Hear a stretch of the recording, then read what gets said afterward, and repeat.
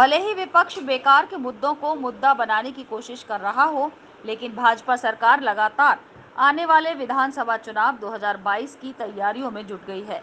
इसी क्रम में सरकार की 4 साल की उपलब्धियों को जन जन तक पहुंचाने के लिए भाजपा वृष क्षेत्र के अध्यक्ष रजनीकांत माहेश्वरी ने जन संवाद पदयात्रा निकाली, जिसका राज्य सफाई कर्मचारी आयोग के सदस्य कमल सिंह के आवास पर जाकर समापन हुआ।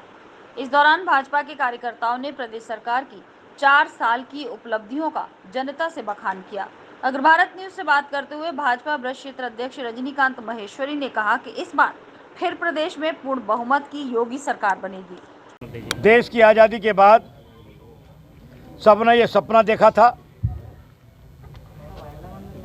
कि देश की जो जनता है उनके विचारों की सरकार बननी चाहिए, लेकिन विचारों की सरकार बनते बनते देश में 1975 में आपातकाल लग गया और विचारों की सरकार नहीं बन पाई।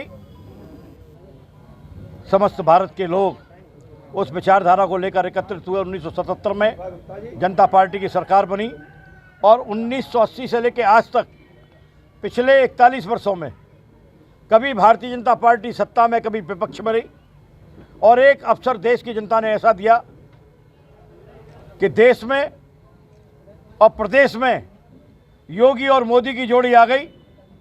माने मैं कह सकता हूं कि डबल इंजन की सरकार आ गई और परिणाम यह हुआ कि जो काम कांग्रेस और अन्य विपक्षी दल पिछले 70 सालों में नहीं कर पाए, वो काम हमने पिछले 4 साल में करके दिखाया है, जिसकी भारतीय जनता पार्टी का प्रत्येक कार्यकर्ता और आम नागरिक प्रशंसा कर रहा है। अब देखना होगा कि भाजपा को इन यात्राओं से कितना लाभ विधानसभा चुनावों में मिलता है।